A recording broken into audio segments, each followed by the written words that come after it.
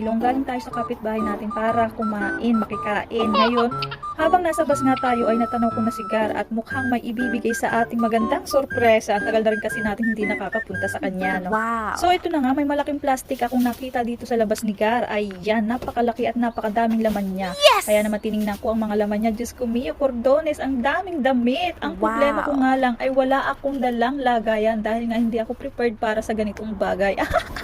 Pero ayan, gumawa tayo ng paraan kahit pa paano ay naghanap tayo ng malalagyan para madala natin siya lahat. Sayang naman kasi kung iiwan natin, di ba? Yes! Malaking blessing ito, kaya naman si Inday ay todo effort paghahanap ng lagayan. At ito na nga, nilalagay na natin sa ating nakuhang lagayan ang mga damit na nakita natin nagbigay ni Gar. So ayan, ang feeling ko kasi dyan ay kukunin ko na lang siya o dalabitin ko siya ng ganyan. So parang nahiya ako bigla, kaya naman nag-ikot-ikot pa ako dyan para makakita pa ng isang lagayan at mailipat natin. Ang resulta, taran! Labit na natin lahat! Salamat!